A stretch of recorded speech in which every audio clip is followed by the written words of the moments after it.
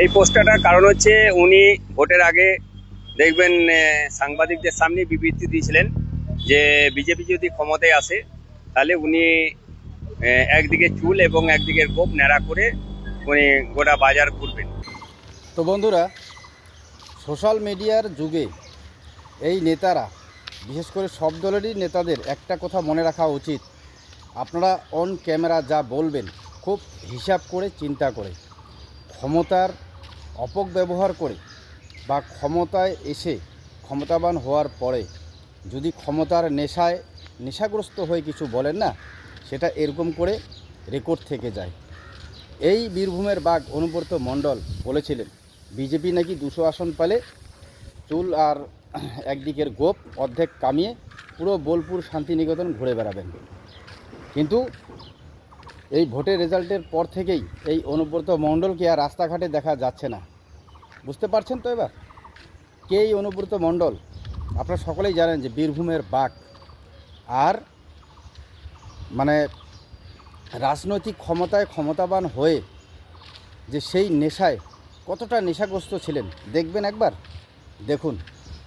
ওই 5 জন 5 man committee থেকে একজনকে বাদ দিলাম না, ছেলেটাকে ওকে অ্যারেস্ট করে দিলেন।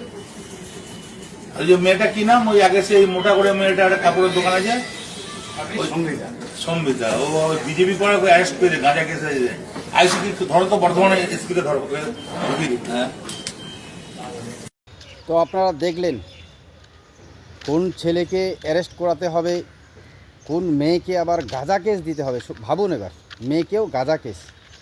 তো এই কারণগুলির জন্যই হয়তো অনুব্রত মণ্ডলকে বীরভূমের বাঘ বলা হতো। আসলে তিনি বাঘ ছিলেন না, শিয়াল ছিলেন, শিয়াল, এখন লুকিয়ে। তো এই জন্যে বলি যে রাজনীতির শক্তিতে শক্তিবান হয়ে এবং নিজেকে সময়ের থেকে শক্তিশালী ভাবা কতটা যে ভুল, এই অনুব্রত মণ্ডল হচ্ছে তার প্রমাণ। এখন লেজ গুটিয়ে অনুব্রত মণ্ডল ঘরে, অন্য কেউ বন্দি করে রাখেননি, এই অনুব্রত মণ্ডল নিজেই নিজেকে বন্দি করে রেখেছেন। আর ভাবুন, ভোটের আগে তিনি কি বলেছেন, যে বিজেপি যদি 200 আসন পায় তাহলে তিনি চুল আর গোপ কামিয়ে, এক সাইড কামিয়ে বোলপুর ঘুরে বেড়াবেন।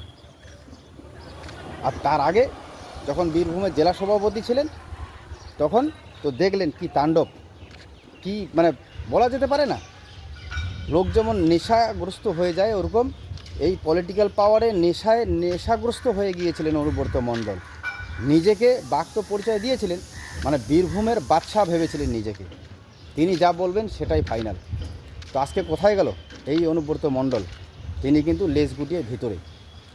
এবং যার জন্যে এই টোটো চালক প্রতিবাদ করছেন, সেখানকার মানুষ অনুব্রত মণ্ডলকে এক সাইড কামিয়ে, মানে চুল আর গোপ কামিয়ে মানুষজন এখন দেখতে চায়। এই টোটো চালক প্রতিবাদ করছেন পোস্টার লাগিয়ে। কেন জানেন তো? এই অনুব্রত মণ্ডল এই টোটো চালককে দুবার জেল খাটিয়েছেন, কেস দিয়েছেন, পুলিশ দিয়ে কেস দিয়েছেন। ভাবুন, যার জন্যে সেই সময় থেকে এই টোটো চালক প্রতিবাদী হয়ে উঠেছেন। এবং শুধু অনুব্রত মণ্ডল নয়, আমি বলবো পঞ্চায়েত লেভেল থেকে শুরু করে তৃণমূলের ব্লক, জেলা ভিত্তিক যতগুলো নেতা আছে, আমি বলতে পারবো এটাই, যতগুলো আমি দেখলাম ম্যাক্সিমাম হলো 95 থেকে 98% নেতা এই ধরনের দুষ্কর্ম করেছেন।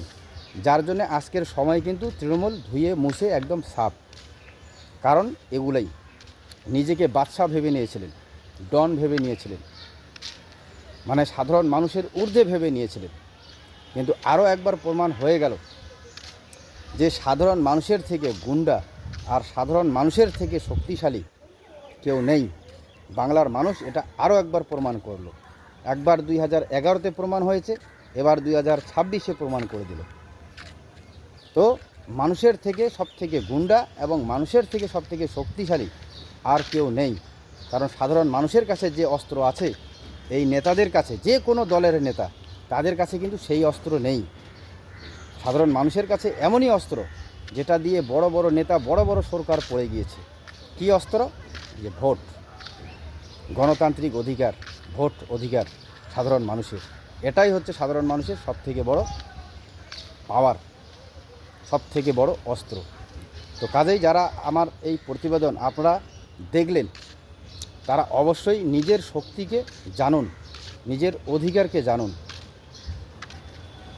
যাই হোক বন্ধুরা, সজাগ থাকবেন এবং আপনারাও কমেন্টে জানাবেন যে সত্যিই কি অনুব্রত মণ্ডলের এক সাইড চুল এবং গোঁফ কামিয়ে বেড়ানো খুবই দরকার?